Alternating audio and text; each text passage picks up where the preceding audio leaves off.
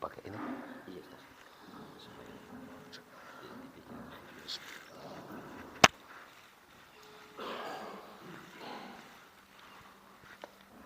Bismillahirrahmanirrahim. Alhamdulillahirabbil alamin wassalatu wassalamu ala sayyidil mursalin nabiyina wa qudwatina wa syafi'ina Muhammadin ibn Abdullah wa ala alihi wa ashabihi wa man tabi'ahum bi ihsanin ila yaumiddin. Allahumma 'allimna ma yanfa'una wanfa'na bima 'allamtana wa zidna 'ilman wa 'amalan ya rabbal alamin. Jemaah yang sangat berbahagia,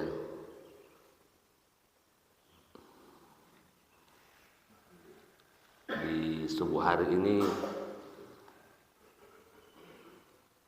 selalu saja ada hal yang nyaman kita rasa kalau kita sholat di subuh hari. Selalu ada saja hal yang kita rasakan, ada keimanan yang bertambah ketika subuh hari. Beda itu kalau kita sholat di waktu zuhur, di waktu asar. Karena kita baru merasakan kehidupan setelah kematian. Begitulah kira-kira yang kita rasakan nanti kalau kita dibangkitkan oleh Allah Subhanahu wa taala dari kubur setelah kita diwafatkan dan dikembalikan untuk menghadap Allah Subhanahu wa taala. Ada rasa tenang. Tidak ada yang ribut-ribut. Kalau subuh-subuh ya tenang, tidak bising seperti kalau siang. Makanya Allah Subhanahu wa taala menceritakan di dalam Al-Qur'an bagaimana orang yang dibangkitkan dari kubur ketika itu dikumpulkan dan mereka semua menuju Allah, menuju padang mahsyar dalam kondisi tidak ada yang ribut, tenang, seperti orang bangun dari tidur. Ya, Allah Subhanahu wa taala berfirman, "Wala tasma'u illa hamsa."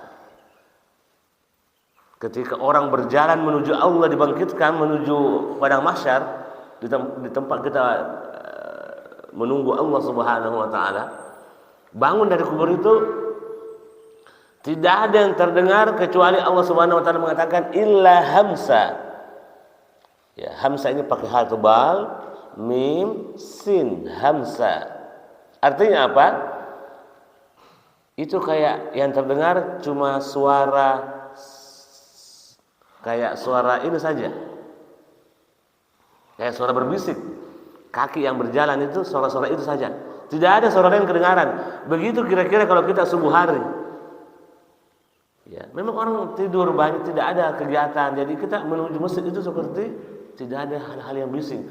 Begitulah kondisinya ketika hamba pada hari kemudian dibangkitkan dari kubur dan Allah ceritakan sendiri, dan tidak ada yang tahu kondisi pada hari itu kecuali Allah Subhanahu wa taala. Karena belum ada yang pernah ke sana. Belum ada yang pernah dibangkitkan dari kuburnya, belum ada. Tapi Allah menceritakan akan terjadi seperti ini, di mana semua dibangkitkan dan menuju padang mahsyar, semuanya tidak ada suara, hanya hamsa, suara-suara yang berbisik. Itulah gambaran kita dikumpulkan oleh Allah Subhanahu. Dan begitulah orang yang salat subuh seperti dikumpulkan, suaranya tidak ada yang bising. Ya.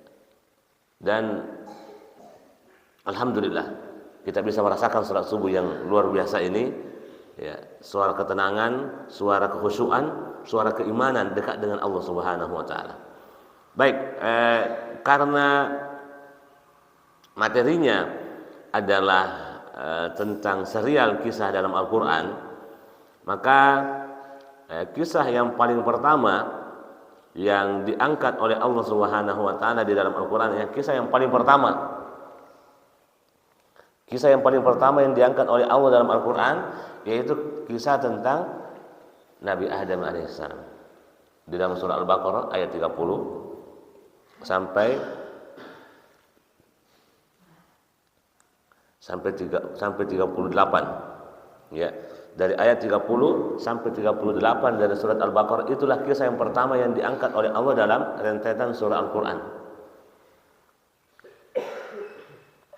Ini ayat sudah sering kita dengar. Ya. Kalau orang biasa mengaji, Ini surah Al-Baqarah, surah yang paling sering dilewati. Meskipun kadang kalau juz 6 ini berhenti, juz 5 di tengah perjalanan berhenti, banyak ujian. Tapi insya Allah surah Al-Baqarah sering kita lewati.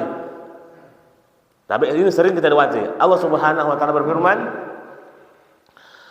A'udzu billahi minasyaitonir rajim, wa idz qala rabbuka lil malaikati inni ja'ilun fil ardi. Apa disambung? Khalifah. Saya yakin kita hafal semua karena sering dilewati ini. Ketika Allah Subhanahu wa taala berfirman, berkata kepada malaikat, inni ja'ilun, saya akan mengangkat, saya akan menjadikan fil ardi khalifah, di muka bumi ada khalifah, ada pemimpin, ada yang menggantikan Allah mengurus urusan di muka bumi ini. Malaikat. Artinya apa? Malaikat lebih dulu diciptakan daripada manusia. Kenapa? Allah mengatakan wa idz qala rabbuka lil malaika. Artinya malaikat lebih dulu ada daripada manusia.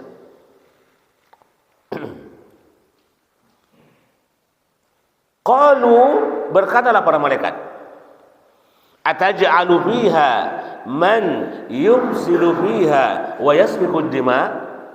Ya Allah, Engkau akan menjadikan khalifah di muka bumi, menjadikan pemimpin, pengganti urusanmu di muka bumi. Malaikat ini seperti protes kecil-kecilan.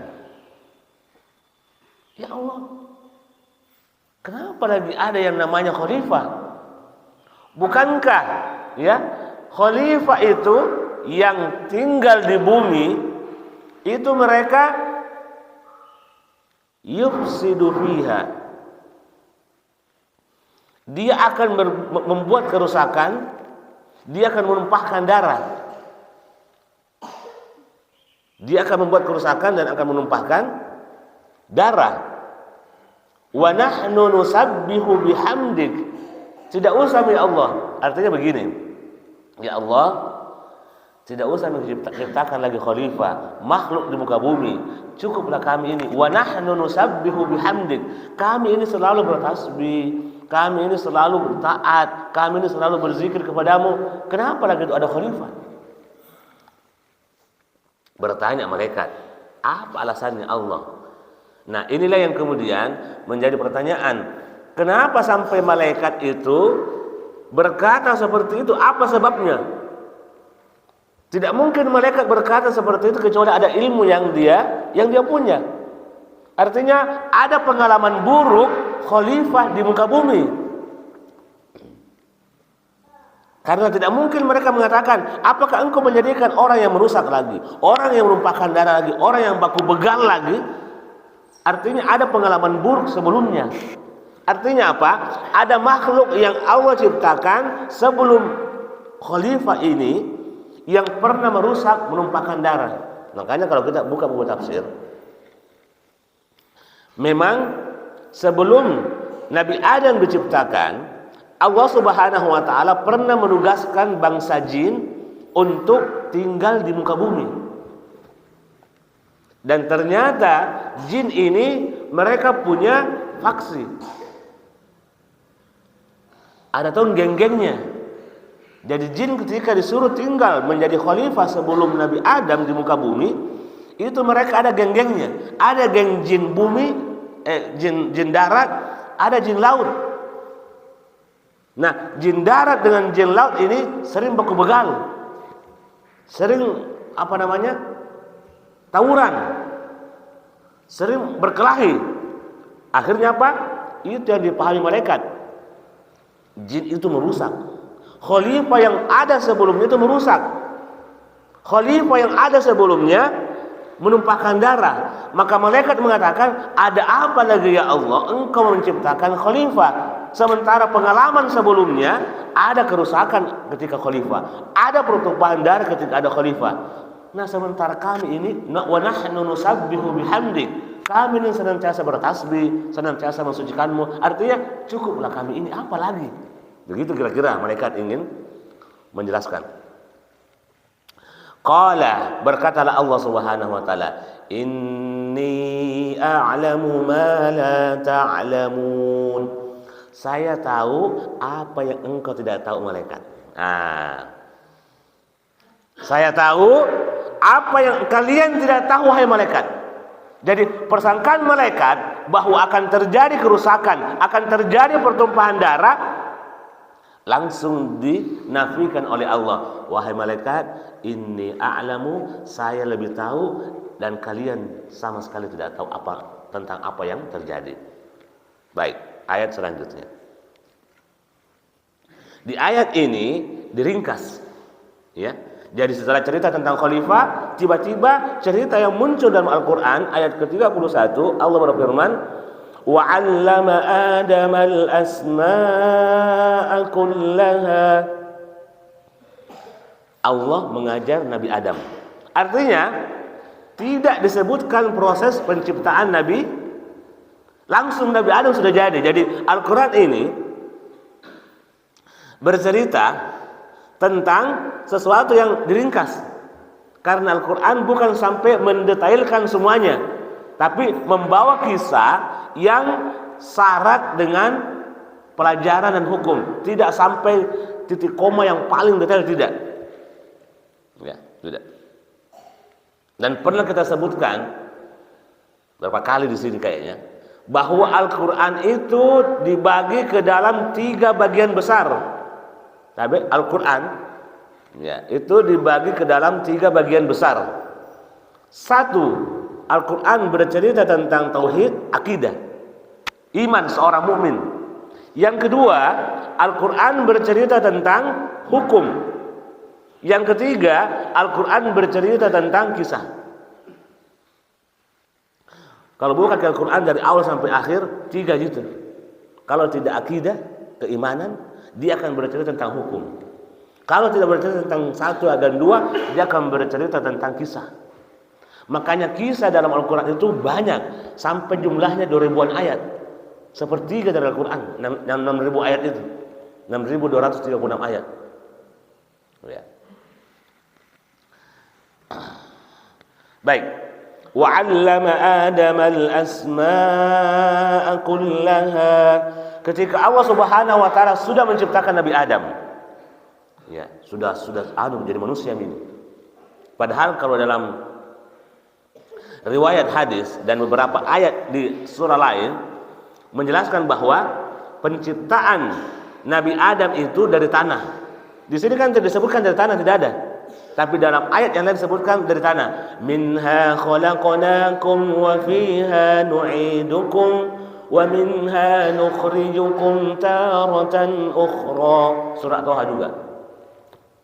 Dari tanah kami ciptakan kalian, kalian akan dikembalikan ke tanah, dan kalian akan dikeluarkan dari tanah untuk kali kedua setelah kalian diciptakan, meninggal, kembali ke tanah, akan dikeluarkan dari tanah kembali untuk menghadap Allah di padang mahsyar. Jadi tanah dengan manusia itu, ya. Jadi kalau kita diingatkan dengan tanah, hati-hati.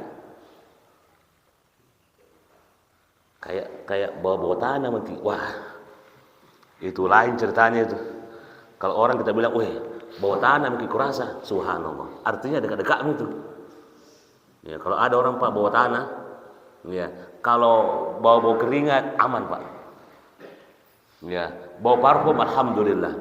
Tapi kalau sudah bawa tanah, hati-hati. Karena kita akan dikembalikan ke tanah. Ya. Jadi sedikit menyambung saja, ya, karena ini langsung diringkas ceritanya. Karena cerita dalam Al-Quran itu dipencar ke dalam beberapa surah, ada tujuannya, ya, ada tujuannya. Baik. Allah Subhanahu wa taala sedikit, ya, dalam riwayat hadis, Allah Subhanahu wa taala ketika menciptakan Nabi Adam, qabdatan min jami'i turabil ardh, dalam riwayat Abu Daud. Allah Subhanahu wa taala mengambil tanah dari seluruh muka bumi. Allah mengambil tanah dari tanah liat, mengambil tanah yang sedikit ada pasir-pasirnya, mengambil tanah yang agak sedikit putih-putih, mengambil tanah yang agak sedikit gelap-gelap. Jadi kata Nabi SAW, faja'a banu Adam, maka anak cucu Adam itu akan dilahirkan sesuai dengan warna tanah bahan pembuat Nabi Adam. tanah. Makanya manusia ada yang hitam, ada yang sawo matang, ada yang agak-agak terang, ada yang kuning-kuning, ada juga yang warnanya, intinya warna manusia itu beda-beda, warna kulitnya beda-beda, karena memang asal penciptaan Nabi Adam itu beda-beda, tanahnya dikumpul semua itu. Makanya seluruh anak Nabi Adam itu keluar nanti sesuai dengan warna tanah yang menjadi bahan penciptaan Nabi Adam. Makanya sifatnya anak cucu Adam yang lahir nanti itu sesuai dengan sifat tanah. Tanah itu ada yang keras, ada yang lembek sekali. Jadi sifatnya manusia itu ada yang keras, ada yang lembut, ada yang biasa-biasa saja. Ada yang cepat menangis, ada yang keras, ada yang susah untuk dinasihati. Begitu kira-kira jenis tanah yang ada. Ya. Diciptakan dengan Allah sendiri yang ciptakan dengan tangan kanannya. Ya, makanya ketika dalam surat Al-A'raf, dalam surah Shad, ya, Allah Subhanahu wa taala menceritakan ketika iblis nanti disuruh untuk bersujud kepada Nabi Adam, Allah dan Nabi Adam dan iblis enggan untuk bersujud. Apa kata Allah? Qala ya iblisu, wahai iblis, ya, kenapa engkau tidak sujud lima khalaqtu biyadai? Kenapa engkau tidak bersujud kepada makhluk yang saya ciptakan dengan kedua tanganku? Berarti Allah punya dua tangan, Ustaz. Allah mengatakan dalam Al-Quran, dalam surah Shad, juga dalam surah Al-A'raf. Kalau surah Shad tadi akhir-akhir, surah Shad halaman terakhir. Ini kalau Al-A'raf, di Al-A'raf masih di awal-awal, lembaran awal-awal surat Al-A'raf. Allah menceritakan bahwa, wahai iblis, kenapa engkau tidak mau sujud kepada makhluk yang saya ciptakan dengan kedua tanganku? Lima khalaqtu biyadai, dengan kedua tanganku. Nah, di sinilah terjadi perbedaan pendapat di kalangan ulama kita. Dua tangannya Allah itu apa memang tangan atau dia sekedar kiasan? Itu Pak ini, Pak Fulan, Pak ini itu tangan kanannya bupati. Kalau ini tangan kirinya, ini kaki kanannya, ini kaki kirinya. Dalam bahasa penggunaan kata tangan itu menggunakan makna kiasan. Sebagian, ya, tidak semuanya, tapi ada makna kiasan karena kita juga menggunakan. Tangan kanannya Pak Bupati itu, tangan kanannya Pak Prabowo itu. Jadi pembahasan tentang tangan dalam bahasa kita saja itu mengandung makna apa? Pembantu, asisten. Makanya ulama kita, di antara para ulama ada yang memahami tangan di sini sebagai makna kekuasaan. Sebagai makna kekuasaan. Jadi maknanya lima khalaqtu biyadai. Apa yang saya ciptakan dari dua tanganku, artinya kekuasaanku. Itu sebagian ada yang memahami seperti itu. Tapi masalah pemahaman ini adalah satu. Apa masalahnya? Allah mengatakan dua tangan. Ketika tangan dimaknai dengan kekuasaan, maka kita akan mengatakan, kenapa wahai iblis engkau tidak mau bersujud kepada makhluk yang saya ciptakan dengan dua kekuasaanku? Ini masalahnya. Kalau dimaknai kekuasaan, kekuatan, maka kita akan mengatakan, kenapa engkau tidak mau sujud wahai iblis kepada makhluk yang saya ciptakan dengan dua kekuasaanku? Tapi bertanya kita, apakah Allah hanya punya dua kekuasaan? Tapi, apakah Allah hanya punya dua kekuasaan? Tapi terlalu sedikit. Ya, terlalu sedikit dua kekuasaan ini. Makanya pemahaman ini bermasalah. Kalau dibawa makna kekuasaan, maka apakah Allah hanya punya dua kekuasaan dengan makna dua tangan tadi, dua kekuasaan?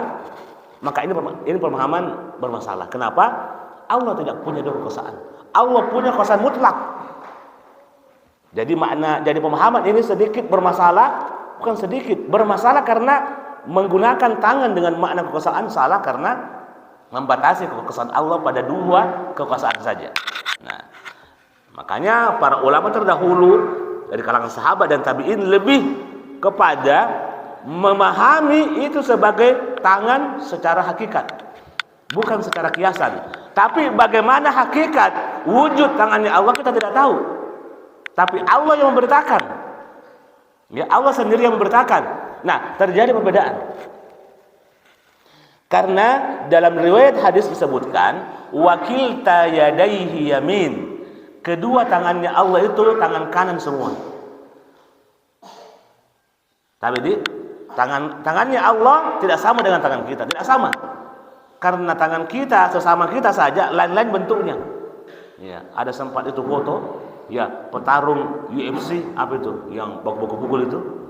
Ya, tangannya itu besar. Jadi memang kalau dia kasih begini baru nak pukul kata terlempar memang. Baru tangan orang Indonesia yang sempat dibandingkan itu kayak setengahnya tangannya petarung itu. Itu antara manusia saja beda ukurannya. Beda bentuknya, beda warnanya, beda ciri-cirinya. Jadi itu antara manusia saja beda. Apalagi dengan Allah Subhanahu wa taala. Supaya kita paham bahwa ketika Allah, tapi kita bertanya dulu, yang paling paham tentang Allah siapa? Pasti jawabannya tidak ada yang paham tentang Allah kecuali Allah sendiri, karena tidak ada yang pernah lihat Allah. Dan tidak ada yang paham tentang Allah setelah Allah kecuali Nabi kita Muhammad sallallahu alaihi wasallam. Karena tidak ada nabi yang pernah dekat dengan Allah sedekat ketika Nabi Isra dan Mi'raj. Nabi menghadap Allah. Nabi tidak melihat Allah, tidak, karena ada cahaya. Cuma tidak ada nabi yang pernah diutus yang pernah sedekat seperti Muhammad kepada Allah Subhanahu. Jadi yang paling paham tentang Allah adalah Muhammad sallallahu alaihi wasallam. Tapi cerita tentang Allah juga sangat terbatas. Jadi ketika Allah Subhanahu wa taala menceritakan tentang dirinya, maka percaya kita. Jangan banyak-banyak pemahaman lain. Karena yang paling paham tentang Allah, zatnya Allah cuma Allah. Dan Allah memberitakan tentang dirinya dalam Al-Quran. Allah punya tangan. Yakini saja, imani saja. Kenapa? Allah yang bertahu. Kita ini kemudian tiba-tiba tidak begini. Jangan Ki. Kenapa? Anda tidak pernah melihat Allah. Jangan memahami terlalu jauh. Meskipun bahasa Arab dengan yang menjadi bahasa Al-Quran itu adalah bahasa yang juga beberapa interpretasi bisa muncul, tapi tidak untuk masalah Allah. Jangan ke interpretasi, jangan cari pemahaman. Kenapa? Itu perkara yang gaib yang tidak pernah orang lihat. Jangan samakan dengan bahasa Arab yang punya interpretasi lain yang orang bisa lihat bendanya ada makna lain, tapi kita pernah lihat, tapi Allah tidak pernah kita lihat. Jadi ketika Allah mengatakan Allah punya tangan, yakini saja, beriman saja. Kenapa? Allah yang bertahu. Dan tidak ada yang pernah lihat Allah, dan Allah langsung memberitahukan tentang dirinya.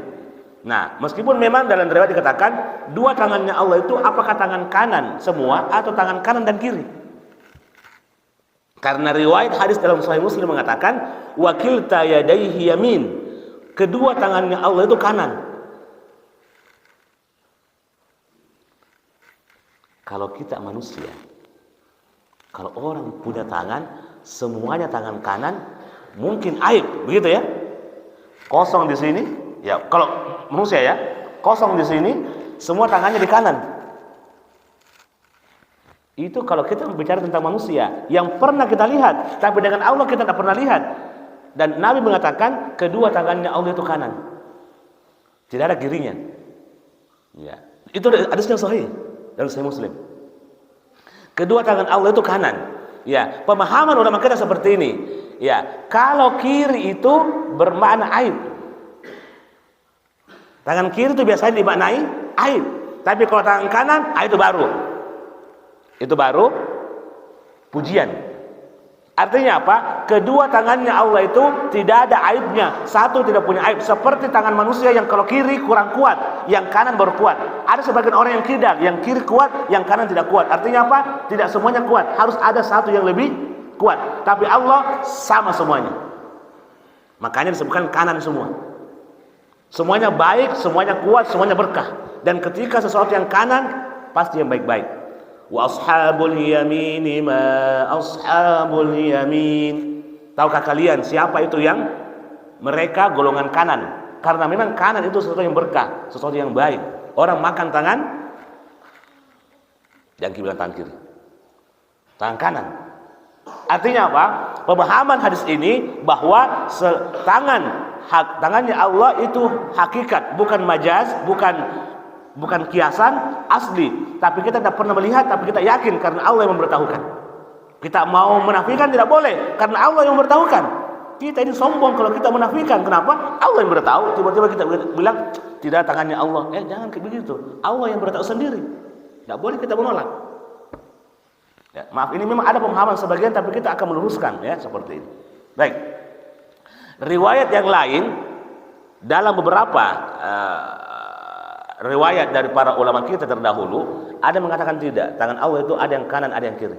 Ada beberapa riwayat dari para imam Ahlus Sunnah wal Jamaah dengan riwayat hadis riwayat yang ada kanan dan kiri. Cuma tangan kirinya Allah tidak seperti tangan kirinya manusia yang lemah. Ya. Cuma apapun itu intinya Allah memiliki tangan hakikat, bukan kiasan. Bagaimana bentuknya? Ya, lam yakul lahu kufuwan ahad. Tidak ada yang mirip dengan tangannya Allah. Tidak ada yang mirip dengan zatnya Allah. Kedengarannya tangan, kita pahami tangan. Bagaimana bentuknya? Itu Allah yang punya ilmu. Kenapa? Allah memberitakan dan tidak ada yang pernah melihat tangan Allah. Tapi kita yakini karena Allah yang bertahu. Tapi sesuai dengan keagungannya, sesuai dengan keberkahan Allah Subhanahu wa ta'ala. Jadi Allah yang menciptakan Nabi Adam. Makanya disinilah ulama kita mengatakan lebih ganteng itu Nabi Adam daripada Nabi Yusuf. Kenapa? Kalau Nabi Yusuf diciptakan dari ibu. Kalau Nabi Adam siapa yang ciptakan? Allah langsung bentuk. Bukan ibu lagi. Allah langsung buat.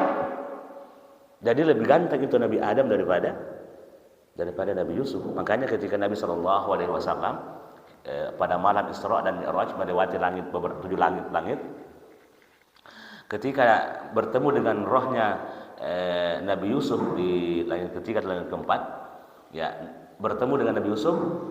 Riwayat Isra dan Mi'raj mengatakan Nabi menceritakan bahwa waqad u'tiya syatrul jamal. Nabi Yusuf itu seperti diberikan setengah dari kegantengan manusia.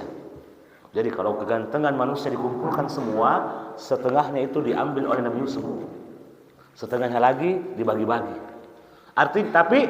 Artinya apa? Nabi Yusuf hanya memiliki setengah dari ketampanan. Tapi kalau kita mau lihat tampan yang asli itu Nabi Adam alaihissalam. Karena Allah yang buat langsung. Dan kalau Allah membuat pasti sempurna. Bukan setengah-setengah. Pasti sempurna. Itulah alasan kenapa dia mengatakan Nabi Adam itu lebih ganteng daripada Nabi Yusuf, karena Nabi Adam langsung diciptakan oleh Allah Subhanahu wa ta'ala. Baik. Dari tanah kemudian dibentuk, tidak langsung ditiupkan roh, tidak. Dibuat jadi tanah liat, kemudian berongga, ya dibuat rongga dalam ininya, dalam bagian dalamnya ada rongganya untuk isi perutnya dan seterusnya ada rongga. Makanya dalam beberapa riwayat disebutkan ketika Nabi Adam dalam bentuk tanah liat yang keras dan ditinggalkan oleh Allah beberapa lama belum ditiupkan roh, itu datang iblis. Oh, ini itu yang dibilang khalifah kayaknya. Nah, lihat depan, belakang, kayak masih patung karena belum ada nyawanya. Masuklah iblis ke dalam mulutnya. Karena terbuka, karena ada rongganya. Manusia pasti ada rongganya, Pak Di. Ada rongga. Di dalam itu ada semua yang halus-halus yang perlu dilindungi dengan tulang. Ada jantung, hati, semuanya. Ada rongganya di dalam. Nah, masuklah itu iblis ke dalam rongga tadi. Turun di pantatnya, keluar lagi, masuk lagi, keluar lagi. Langsung dia keluar. Kemudian iblis mengatakan, "Hada khalqun la yatamalak." Dalam riwayat hadis. Ini makhluk. Begitu kata iblis. Apa artinya la yatamalak? Khalqun la yatamalak. Ini makhluk. Gampang saya smackdown. Nah, mungkin begitu. Gampang. Artinya kalau kita, ujung kuku gini. Kenapa dia bilang ujung kuku? mudah dikalahkan, la yatamalak, karena dia punya rongga. Karena dia punya rongga. Tapi Pak, kalau ada tiang yang ada rongganya, datang motor, kira-kira bengkok atau tidak? Datang motor tabrak lagi, datang mobil truk tabrak, itu bengkok atau tidak? Bengkok kan? Tapi coba kalau tiang listrik beton yang tidak ada rongganya ditabrak, itu mobil yang rusak. Itu tidak apa-apa, kenapa? Tidak ada rongganya.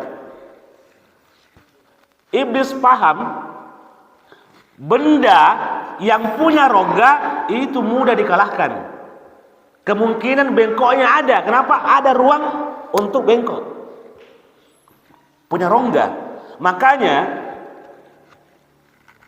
salah satu di antara makna Qul huwallahu ahad, Allahus samad. Apa artinya Allah samad, Pak? Kalau kita terjemahkan dalam bahasa terjemahan kita, Qul huwallahu ahad. Katakanlah Allah Maha Esa. Allahus samad. Allah tempat bergantung seluruh makhluk. Itu as-samad, mungkin pernah saya sebutkan tapi tidak apa-apa kita ulangi. As-samad dalam bahasa Arab itu ada beberapa maknanya. Di antara maknanya adalah as-sayyid, pemimpin, tempat urusan semua diselesaikan. Itu namanya as-samad dalam bahasa Arab. Tapi ada makna lain dari as-samad dalam bahasa Arab. Apa artinya? As-samad itu adalah sesuatu yang tidak memiliki rongga. Itu makna lainnya as-samad.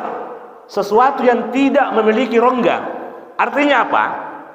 Dipahami kalau benda memiliki rongga gampang dibuat penyok, gampang dipatahkan, gampang dirusak. Tapi ketika benda yang tidak memiliki rongga, coba mengki lawan ini tembok ini, coba tujuh tembok ini tinju, habis gitu.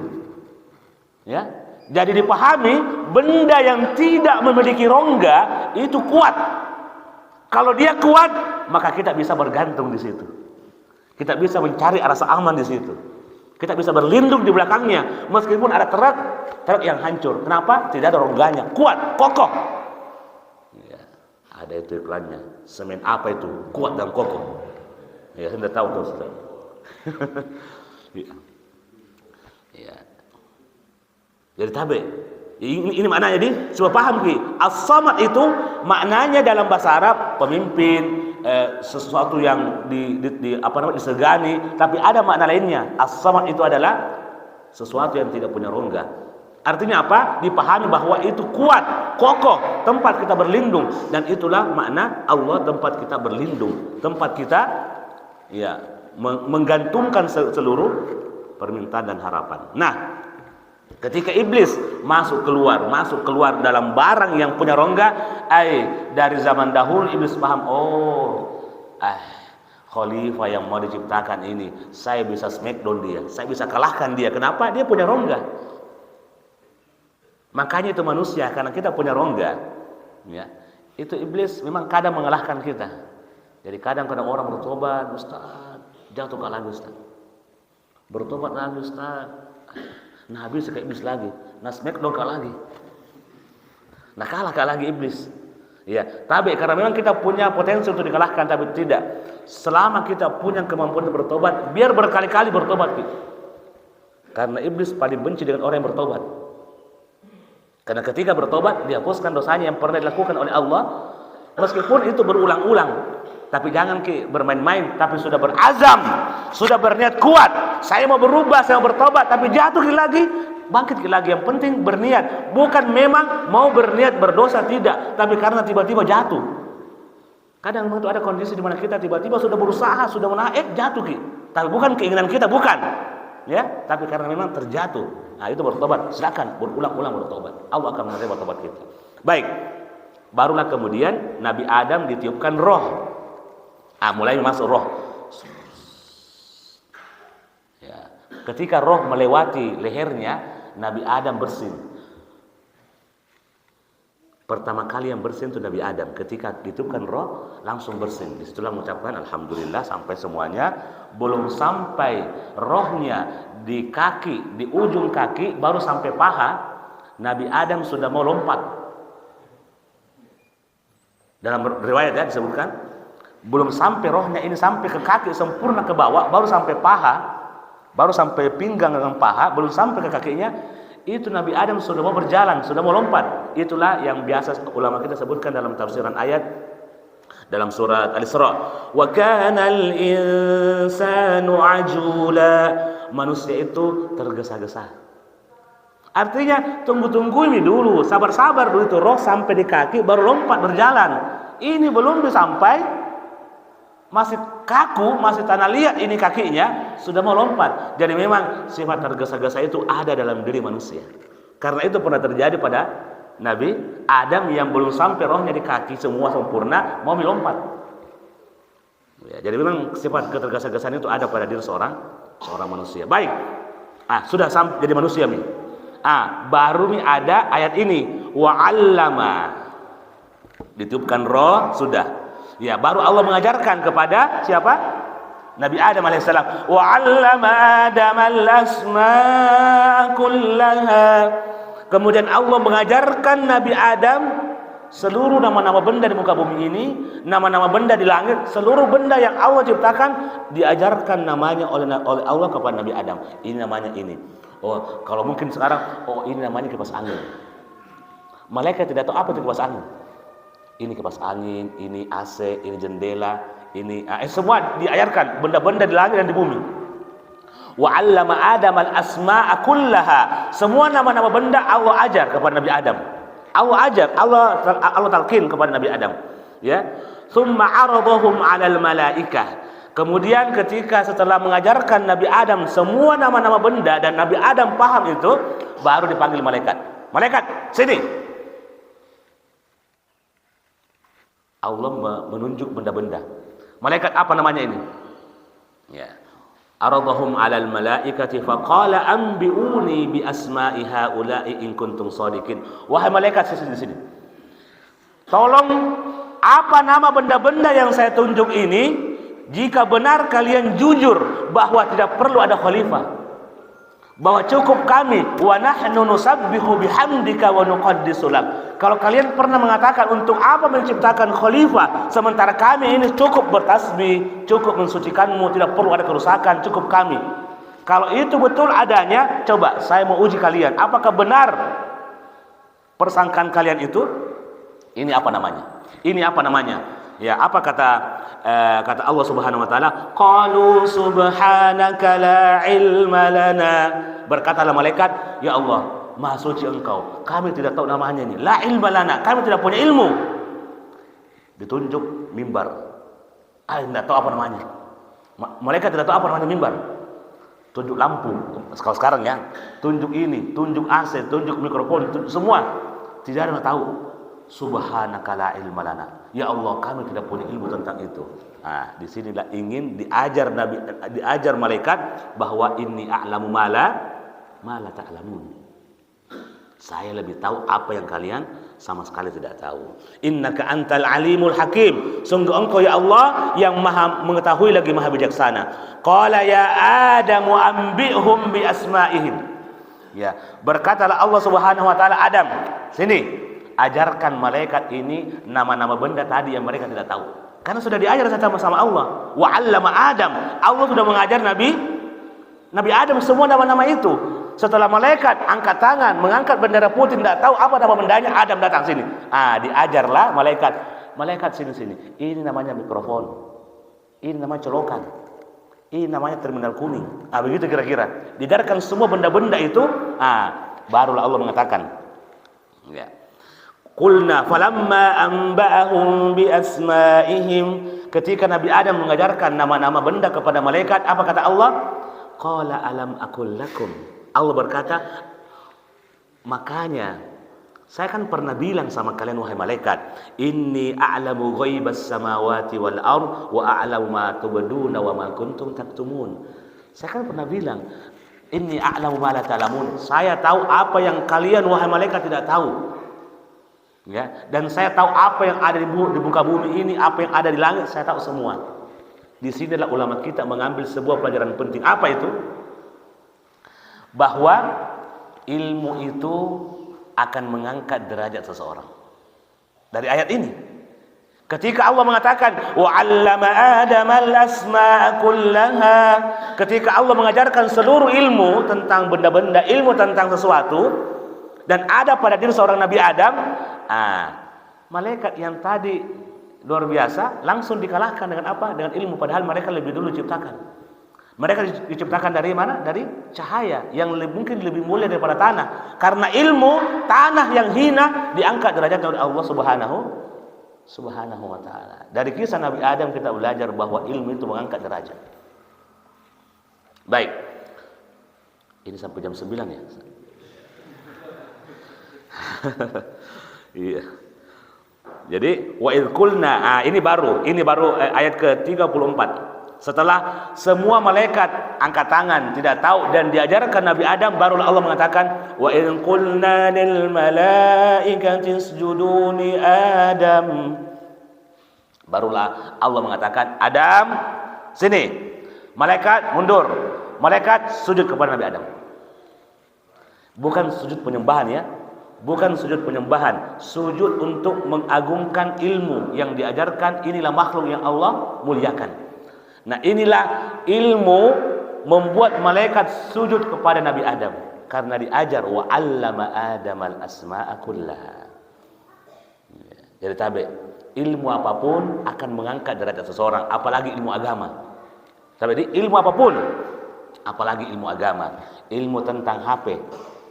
Nabi Ustaz rusak HP-nya, mau telepon, mau buka buku, tidak bisa, harus ke teknisi HP. Artinya apa? Teknisi HP punya ilmu yang itu dimuliakan oleh Allah SWT. Semua ilmu itu akan dimuliakan yang baik-baik, tapi ketika ilmu agama itu akan diangkat jauh lebih tinggi, karena itulah yang ada dalam makna hadis dan ayat. Cuma seluruh ilmu itu akan diangkat derajatnya. Kenapa? Orang yang berilmu itu akan memang dihormati. Ilmu apa saja, ya. Ilmu apalagi jangan kira ilmu tentang binatang itu tidak ada nilainya. Kalau orang mau kurban, ya, ilmu orang yang punya ilmu tentang sapi dan kambing itu dicari. Ya, dihargai itu karena ilmunya. Ya, itu masalah dunia, apalagi tentang masalah yang menyelamatkan kita dalam kehidupan akhirat. Jadi fasajadu, semua malaikat sujud kecuali iblis. Karena dalam pengertian ulama kita illa iblis, semua sujud malaikat kecuali iblis. Mereka mengatakan bahwa satu di antara pendapat yang mengatakan bahwa iblis itu sebelum kufur, sebelum ingkar, enggan sujud, itu bagian dari malaikat. Illa iblis. Sebagian yang lain mengatakan tidak. Pengecualian di sini illa itu artinya pengecualian, atau dalam bahasa Arab disebut dengan istisna, pengecualian. Nah, ada dalam bahasa Arab jenis pengecualian yang namanya istisna munqati'. Istisna munqati' itu pengecualian yang mana yang dikecualikan bukan bagian dari yang besar ini. Ya, misalnya seluruh mahasiswa datang kecuali Muhammad. Muhammad ini bagian dari mahasiswa.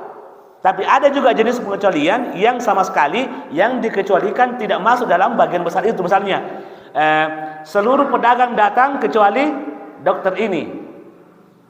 Ya, seluruh pedagang datang kecuali dokter ini. Apakah dokter ini bagian dari pedagang? Tidak. Dia dikecualikan meskipun bukan bagian dari yang besar itu. Jadi sebagian ulama kita mengatakan iblis itu bagian dari malaikat sebelum membangkang. Kecuali iblis. Seluruh malaikat sujud kecuali iblis. Artinya iblis itu bagian dari malaikat dengan memahami pengecualian yang pertama. Dia bagian dari yang besar itu. Tapi ada dalam bahasa Arab pengecualian yang disebut dengan munqati', yang mana yang dikecualikan itu bukan bagian dari yang besar. Kayak tadi itu, semua pedagang datang kecuali dokter. Loh, dokter itu bukan pedagang, tapi itu benar dalam bahasa Arab. Artinya iblis itu bukan bagian dari malaikat karena sifat pembangkangannya bukan sekedar itu saja, memang sudah ada sebelumnya. Ya. Wa qulna ya Adam uskun anta wa zawjukal jannah. Ya sudah, intinya kita sampai di sini saja, sudah jam 6:10. Singkat saja. Ya, saya berharap apa yang kami tadi jelaskan bisa dipahami. Tapi sekarang saya buka sesi pertanyaan. Dari apa yang kami jelaskan tadi, apakah ada yang mau bertanya? Ada yang sedikit mungkin kurang jelas. Sekarang dikasih waktu sekitar 5 sampai 10 menit. Ya, silakan. Ya, ya. Ada yang mau bertanya? Ya. Biasanya yang paling banyak unek-uneknya itu tabaking.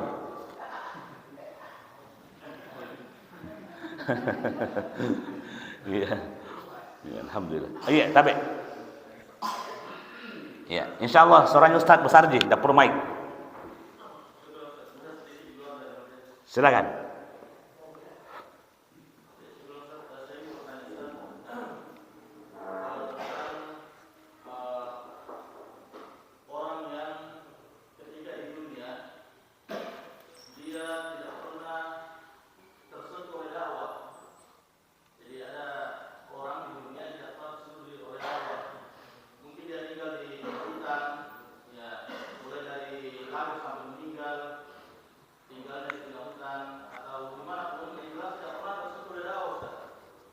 Tidak pernah disentuh. Oke.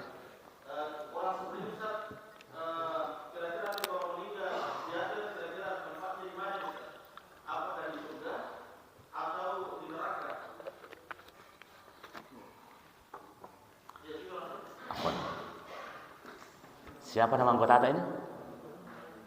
Siapa nama anggota ATA? Namanya ini? Ya? Fakihah, Masya Allah. Fakihah. Baik.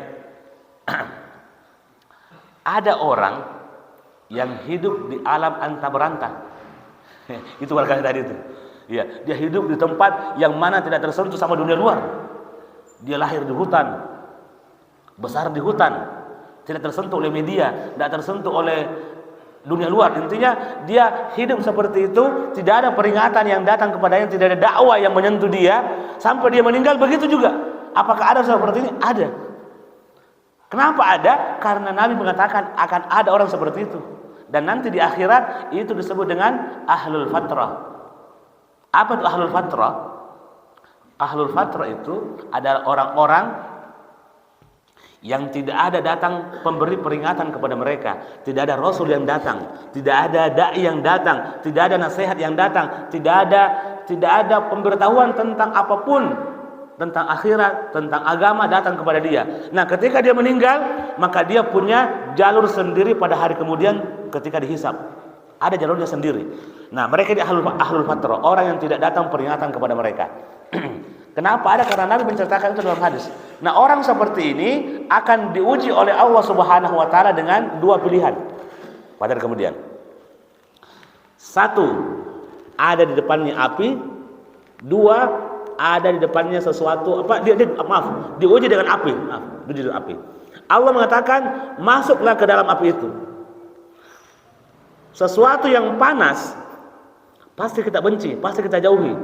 Ketika dia taat kepada Allah, ada perintah datang, disuruh untuk masuk ke dalam api. Ketika dia masuk ke dalam api, maka dia akan merasakan dingin api itu, sekedar ujian. Kalau dia taat, masuk ke dalam api meskipun kelihatannya buat dia dulu api itu panas, karena perintah dari Allah dia masuk, maka Allah menjadikan api itu dingin, maka dia akan masuk ke dalam surga karena taat. Tapi ketika dia tidak mau dan menolak, maka dia masuk ke dalam neraka. Itu orang yang seperti ini, yang sama sekali tidak ada pemberi peringatan, tidak ada rasul yang datang, tidak ada ajaran agama yang datang, maka mereka ini akan dimasukkan dalam sesi pemeriksaan khusus yang disebut dengan ahlul fatrah, orang-orang yang tidak punya rasul dan pemberi peringatan. Dikasih ujian, masuk ke dalam api atau tidak. Kalau masuk, aman dia, meskipun kelihatan panas, tapi itu cuma ujian. Ya, akan masuk ke surga. Tapi ketika dia menolak untuk masuk ke dalam api, maka Allah Subhanahu wa taala akan mendorong dia ke dalam neraka. Begitu, Ustaz. Ya. Ya, silakan.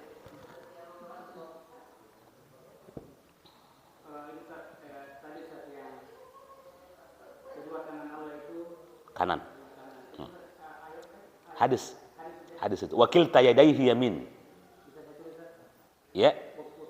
Wakilta yadayhi yamin. Ya. Kalau dalam pendapat yang lain dari ulama Ahlussunnah wal Jamaah juga, kalau tidak salah dinukil oleh Imam Ibnu Khuzaimah dalam kitab beliau, bahwa riwayat yang mengatakan ada yang lain. Tangan Allah itu ada yang kanan dan ada yang kiri. Tapi sekali lagi, yang kiri itu jangan disamakan dengan tangan manusia yang lemah, yang tidak berdaya, yang kanan lebih kuat, tidak. Makanya lafaz hadis yang pertama, wakilta yadayhi yamin, dua tangan Allah itu kanan, artinya apa? Sempurna semua. kanan semua sempurna. Tapi sekali lagi wujudnya, hakikatnya kita tidak tahu, serahkan kepada Allah. Tapi kita diperintahkan untuk meyakini. Riwayat yang mengatakan wakil tayadaihi, mengatakan tangan Allah ada yang kanan dan ada yang kiri. Disitulah Allah Subhanahu wa taala ingin menguji kita bahwa jangan dianggap yang kiri itu seperti kirinya kalian. Ya, orang bilang mati kiri. Apa artinya itu Pak kalau mati kiri? Pak Muhyiddin. Apa artinya Pak itu mati kiri?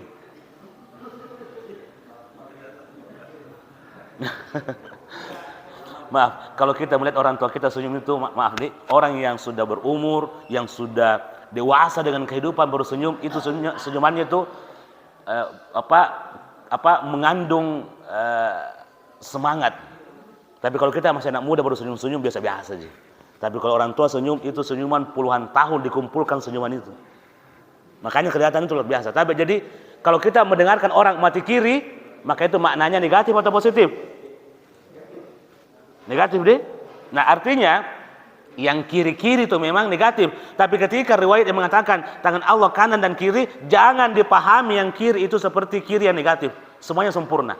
Ya, meskipun pendapat yang dibuka sepertinya wakil tayadaihi yamin, tapi sekali lagi apapun itu Allah punya tangan dan itu dua dan hakikatnya dikembalikan kepada Allah. Tapi Allah menyuruh kita untuk mengimaninya karena Allah menceritakan dalam Al-Quran.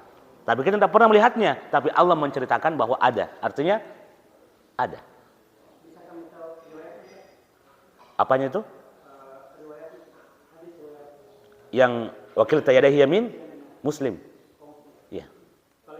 Yang kedua tadi saya belum bisa tapi sempat dulu ini kami pernah pelajari sekitar hampir 20 tahun yang lalu, juga perlu melihat lagi hadisnya. Tapi itu di dalam penjelasannya dalam Sahih Ibnu Khuzaimah yang ada, tapi saya periksa dulu baru saya lihat. Ya, afwan. Ya, ada lagi? Ya. Ada lagi yang bertanya? Kalau tidak ada lagi saya bertanya. Ya. Ya, kalau sudah mau bertanya sudah mulai lain-lain ini. Ya, alhamdulillah. Ada lagi? Tabaking? Pas hari ini. Ya, biasanya kencang ini, biasanya digas ini. Alhamdulillah hari ini pas. Ya, kalau tabak, iya silakan tabak. Ya.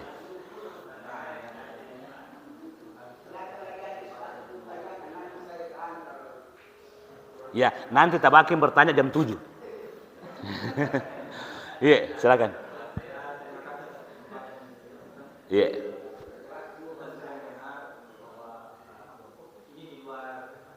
Iya.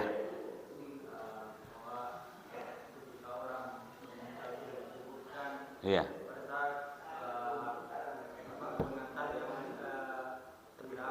Oh, oh. Dalam kubur, ya.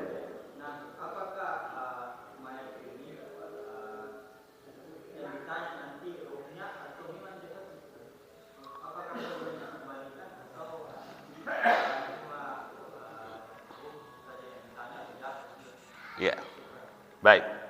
Kita dengar semua pertanyaannya. Tapi saya beri sedikit, agak aneh sedikit ya. Ya. Pertanyaannya, ketika seorang mayit dikubur, datang malaikat Munkar dan Nakir yang disebutkan dalam riwayat warnanya kebiru-biruan. Ada warna biru sini. Ais, warna biru. Tapi ini dalam mana ya? Dalam mereka katakan kebiru-biruan warna Munkar dan Nakir itu. Ya. Jadi ketika datang Munkar dan Nakir, tubuh mayat ini dikembalikan rohnya oleh Allah untuk menjawab pertanyaan. Jadi yang ditanya itu roh dan badan, karena dikembalikan roh dengan badan. Ya, sempat saya jelaskan di sini kayaknya sudah lama, tapi tidak apa-apa kita sedikit meringkas lagi. Bahwa roh dengan jasad itu memiliki beberapa hubungan, memiliki beberapa fase dalam pertemuan roh dan jasad itu. Roh itu diciptakan sebelum jasad. Tapi roh diciptakan sebelum jasad. Ketika seorang hamba sudah menjadi janin dalam perut ibunya, pertama kali roh ketemu dengan jasad itu ketika umur berapa hari? 120 hari. Jadi kalau 120 hari itu sudah mulai bergerak-gerak janin dalam perut ibunya, ada rohnya. Itulah kali pertama roh ketemu dengan jasad. Sebelumnya roh tidak pernah ketemu dengan jasad. Nanti di umur 120 hari janin baru ta'aruf. Ya, kayak orang menikah saja. Ketemu. Itu pertama kali. Jadi ini hubungan roh yang paling pertama adalah roh pertama kali ketemu dengan jasad ketika 120 hari. Ketika lahir ada lagi hubungan roh dengan jasad yang jenis selanjutnya. Apa itu? Ketika tidur. Ketika tidur, roh itu dicabut oleh Allah sementara. Kalau sudah bangun, kalau ditakdirkan untuk hidup, Allah kembalikan rohnya. Kalau Allah takdirkan dia tidak bangun, Allah tidak kasih kembali rohnya. Jadi roh itu akan dicabut ketika orang tidur. Makanya tidur itu saudaranya kematian. Allah mengatakan dalam surah Az-Zumar, Allahu yatawaffal anfusa hina mautiha. Allah itu mencabut rohnya, yatawaffa, mewafatkan. Yatawaffal anfus, mewafatkan jiwa, nyawa ketika hina mautiha, ketika mati. Yang dimaksud dengan maut di sini, kematian di sini adalah tidur. Makanya tidur itu saudaranya kematian. Ya, ketika tidur. Wa yursilul ukhra fayumsiku allati qada 'alaihal maut. Ketika orang itu yang tidur tadi sudah ditakdirkan mati, maka Allah tidak kasih kembali rohnya. Dipegang terus oleh Allah, tidak dikasih kembali rohnya. Tapi ya, wa yursilul ukhra ila ajalin musamma, dan Allah mengembalikan roh bagi orang yang masih dipanjangkan umurnya. Jadi tapi orang tidur itu, maaf, itu rohnya sedang tidak sempurna dalam tubuhnya, dicabut oleh Allah.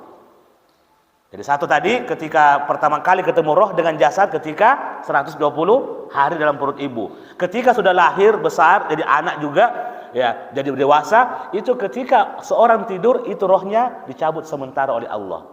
Yang panjang umur dikembalikan, yang mati dan tidak bangun lagi tidak dikembalikan rohnya. Itu hubungan kedua. Hubungan ketiga, roh dengan jasad adalah ketika wafat dan masuk ke dalam alam barzah. Dicabut rohnya ketika mati, kemudian ketika dia dikuburkan jasadnya, dikembalikan rohnya lagi. Ini hubungan ketiga, namanya alam barzah. Disinilah roh ini unik.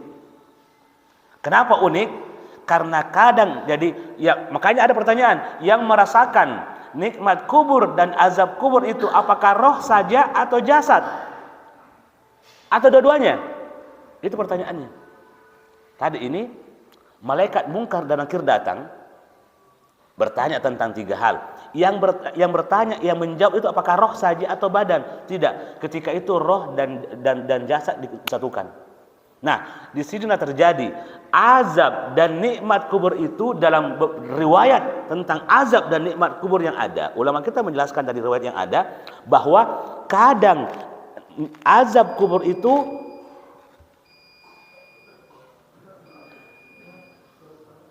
kita tutup ini, bunyi nih. Ya. Itu duha ya. Ya, baik. Di sini ulama kita mengatakan kadang azab kubur itu hanya dirasakan oleh jasad. Kadang nikmat azab dan nikmat kubur itu hanya dirasakan oleh roh. Dan kadang nikmat dan azab kubur itu dirasakan oleh roh dan jasad. Bagaimana ceritanya? Kadang nikmat kubur itu dirasakan oleh roh. Apa dalilnya? Hanya roh saja merasakan, jasad tidak merasakan. Apa dalilnya? Nabi SAW ketika Isra dan Mi'raj, Nabi kan diperjalankan menuju langit yang 7 lapis itu, kemudian Allah mengantarkan Nabi kepada surga dan neraka, melihat surga dan melihat neraka. Jadi yang pernah melihat surga dan neraka itu Nabi kita Muhammad SAW pada malam Isra dan Mi'raj.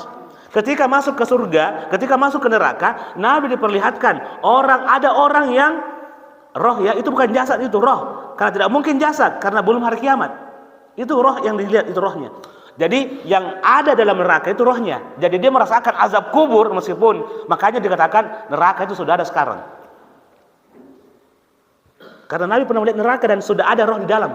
Itu roh di dalam isinya. Artinya sudah mendapatkan azab sebelum masuk ke sana. Tapi ada sudah alamat bahwa orang seperti ini akan masuk neraka. Dan Nabi melihat ada orang yang memakan riba, ada orang yang suka gibah sampai dia potong-potong lidahnya, ada orang yang suka meninggalkan sholat, itu lihat, Nabi melihat yang dilihat itu adalah rohnya, bukan jasadnya. Karena jasadnya di bumi, tidak mungkin jasad itu ketemu sementara belum hari kiamat.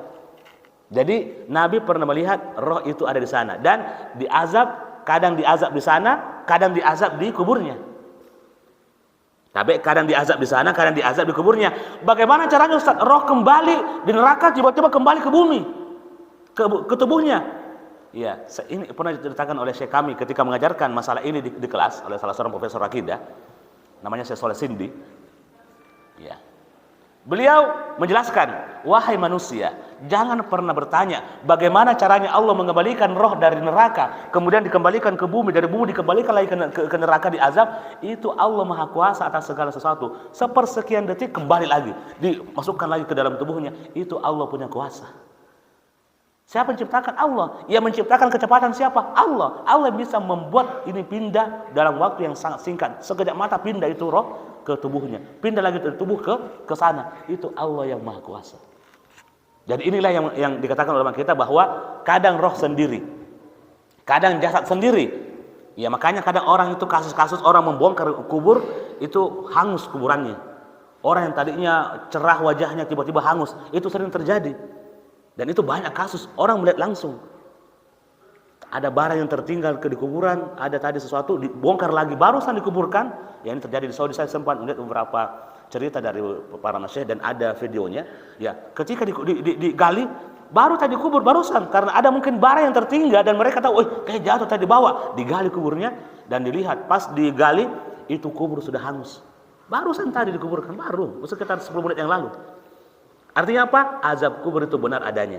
Makanya ketika kita tahiyat kita berlindung kepada 4 perkara. Allahumma inni a'udzubika min azabil qabri. Saya berlindung kepadamu dari azab kubur, bahwa memang itu azab kubur benar adanya. Benar adanya. Jangan mengingkari karena kita sudah diyakinkan oleh Allah dengan doanya dan memang dalam beberapa riwayat dan juga dalam ayat. Ya, meskipun tidak gamblang dalam ayat tapi disebutkan secara tersirat ketika Allah mengatakan an-naru yu'raduna 'alaiha ghuduwwan wa 'ashiyya wa yauma taqumus sa'atu adkhilu ala fir'auna ashaddal 'adzab. Pada siang dan sore hari, pagi dan sore hari itu api neraka diperlihatkan di depannya Firaun dan bala tentaranya. Ya, meskipun dijadikan mumi tapi dia tetap masuk ke dalam alam barzakh. Bagaimana caranya? Itu memang alam gaib. Kita tidak pernah masuk ke alam itu, tapi kita meyakini ada dan kita meyakini bahwa ada kehidupan setelah kematian. Ya, jadi yang ditanya tadi itu ketika datang malaikat itu dikembalikan roh kepada jasadnya dan dalam beberapa riwayat dibangunkan. Bagaimana Ustaz dibangunkan di bawah? Itu alam gaib. Makanya apa yang pertama kali Allah sebutkan dalam ayat dalam surah Al-Baqarah, alladzina yu'minuna bil ghaib. Karena banyak perkara gaib. Dan ini poin penting. Bayangkan Allah sampai di awal surat Al-Baqarah, di awal Al-Quran, awal Al-Quran, Allah sudah mewanti-wanti orang bertakwa, orang beriman itu satu, beriman kepada yang gaib. Artinya apa? 6.000 ayat di belakangnya ini banyak perkara gaib. Jadi Anda dituntut beriman. Kenapa? Anda tidak pernah ke sana, cuma Allah yang tahu dan kita beriman karena Allah yang bertahukan, karena cuma Allah yang pernah punya ilmu tentang itu. Ya. Begitu Ustaz. Yang ditanya itu adalah jasad dan rohnya bergabung. Sudah 6:30 alhamdulillah. Ya, kita cukupkan sampai di sini. Atau masih ada yang mau bertanya? Ya. Dari tadi kutunggu-tunggu ini.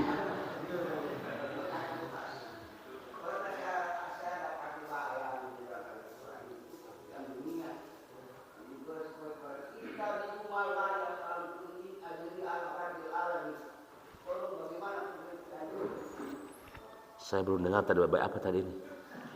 Tapi tabaki bisa kita ulang. Ya, bisa diulang pun. Ya.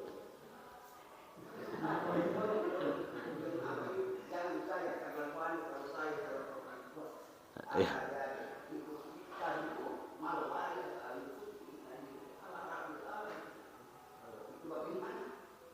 Ada bisa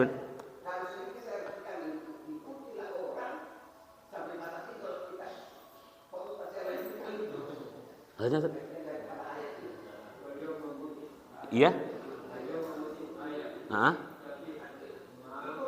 uhiya ilaika. Ya? Wal arah ittabi ma uhiya ilaika, gitu ya. Oh iya.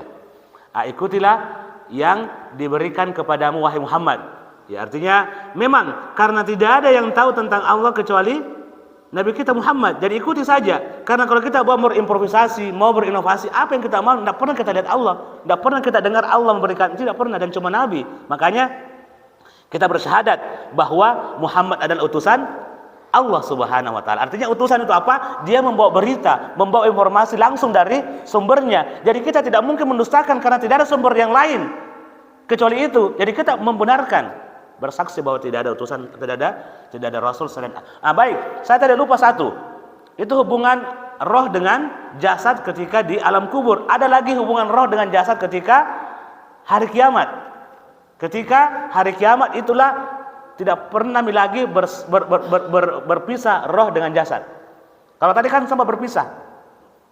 Alam kubur kadang datang, tapi ketika sudah roh dibangkit, jiwa nanti dikembalikan kepada badannya ketika hari kiamat, berkumpul di pada mahsyar, kata ulama kita, disitulah pertemuan yang paripurna antara roh dengan jasad, karena tidak akan pernah berpisah lagi. Kenapa tidak pernah berpisah? Karena kematian sudah ditiadakan oleh Allah. Tidak ada kematian lagi setelah hari kiamat. Makanya Allah sampai mendatangkan kematian itu dalam wujud seperti kibas antara surga dan neraka. Kematian itu diwujudkan dalam bentuk kibas, kambing, dan Allah menyembelih kambing itu antara surga dan neraka, dan Allah mengatakan hari ini adalah hari keabadian, tidak ada lagi kematian. Yang masuk surga nikmati terus, yang neraka minta maaf, di blender terus, ya, dibakar terus, disate terus, ya. Itu tidak ada kematian, karena kematian itu Allah wujudkan dalam makhluk yang berbentuk kambing dan disembelih, dan Allah mengatakan al-yauma khulud. Al-yauma khulud, hari ini adalah keabadian, tidak ada lagi kematian. Yang merasakan nikmat silahkan nikmati, yang merasakan azab silahkan rasakan azab sebagai balasan dari perbuatan kalian sendiri.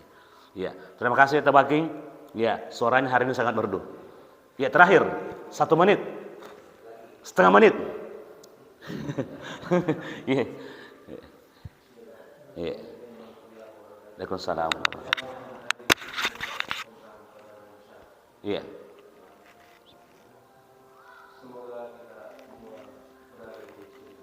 Ya Allah, ya Allah.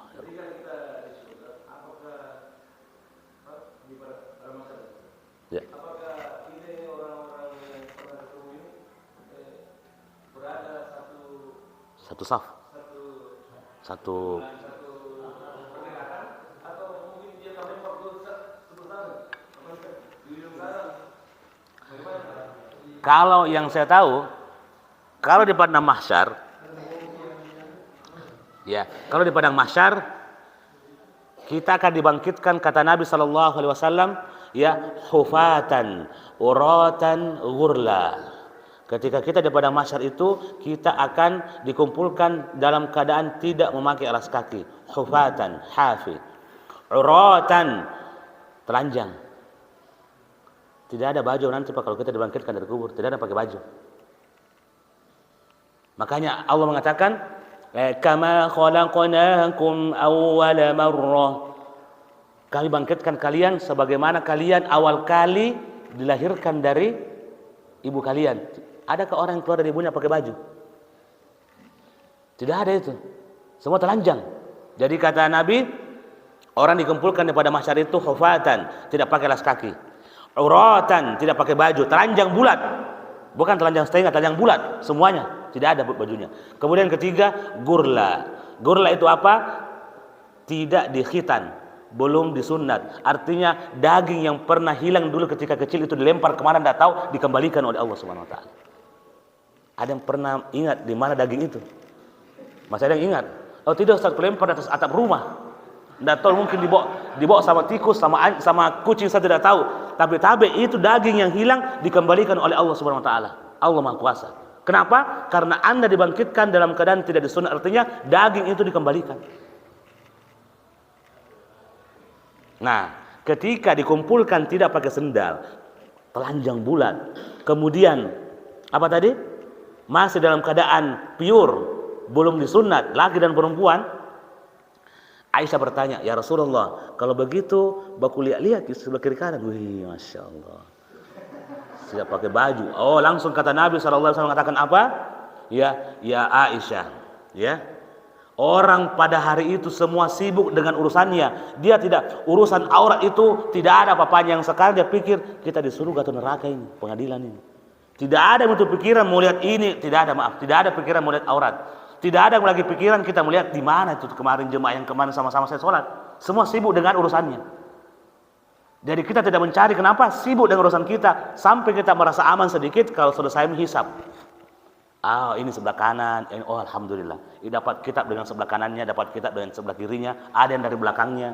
Min wara'a dhahri fasawfa yad'u thubura wa yasla sa'ira. Itu tanda-tanda buruk. Kalau dari kiri atau dari belakang, itu tanda buruk bahwa ujungnya akan tidak nyaman. Tapi orang yang terima dengan tangan kanan itu akan mengatakan, senang sekali hari ini saya mendapatkan catatan amal dengan tangan kanan. Jadi untuk di padang mahsyar, kan itu hari kiamat berfase, banyak fasenya. Ya, kalau orang masih berkumpul di padang mahsyar, maaf, seluruh orang tidak mau sibuk dengan yang lain. Orang sibuk dengan dirinya sendiri. Saya selamat tidak ya? Ya, begitu Haji Salam. Ya. Tapi insya Allah setelah hisab, insya Allah kita akan mencari-cari semua. Apalagi di surga makin, di mana tuh Pak Muhyiddin ini? Di mana Tabaki itu? Oh ada Ji, alhamdulillah, alhamdulillah Pak. Di mana Ustaz Syam? Di mana semua? Saya tidak bisa sebutkan satu-satu jemaah di sini. Di mana itu jemaah Masjid Sami yang biasa hadir kalau ada pengajian subuh? Nah itu semua dilihat, dicari. Nanti kalau sudah selamat mungkin. Tapi kalau sebelum itu semua orang sibuk dengan dirinya sendiri. Ya, apa ayatnya itu Ustaz? Di dalam surat Abasa. Ya, apa orang semua sibuk dengan urusannya?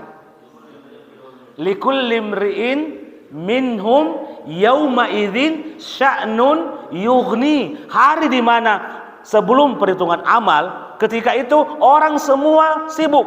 Likulli imri'in, setiap orang, yauma idzin, hari itu sya'nun, ada kesibukan. Yughni, yang membuatnya tidak memikirkan orang lain. Dia mau pikir saya selamat atau tidak ini. Tidak pikir di mana anakku, tidak. Di mana istriku yang cantik, kemarin itu tidak ada. Semua dilupakan. Kita berhadapan dengan pengadilan nafsi-nafsi. Jadi tabe kalau beramal untuk Allah. Karena kalau kita di depan situ tidak ada yang kita pikir orang itu. Kita pikir saya kemarin ikhlas atau tidak ya. Disitulah keikhlasan berfungsi. Ya. Pertanyaan Haji Salam agak menakutkan sedikit. Ya, tapi insya Allah mudah-mudahan kita dikumpulkan di surganya Allah Subhanahu Wa Taala. Amin Rabbal Alamin. Itu barangkali pertanyaan terakhir. Ya, sudah 6:30 lewat. Ya, sudah lewat 40. Ya, semoga pertemuan hari ini sedikit memberikan kita rasa takut kepada Allah. Bisa sedikit memberikan refreshing keimanan. Ya, bisa membuat kita lebih semangat untuk berbuat amal soleh. Bahwa umur tidak ada yang tahu dan kita akan semua kembali kepada Allah Subhanahu wa ta'ala. Wa kulluhum atihi yaumal qiyamati farda. Dan setiap kita akan kembali sendiri, nafsi di hadapan Allah. Istri tak urus sendiri dirinya, anak tak dia urus sendiri dirinya. Sekarang perbaiki diri tak, karena kita akan langsung dengan Allah, nafsi. Subhanakallahumma bihamdik, asyhadu an la ilaha illa anta astaghfiruka wa atubu ilaik.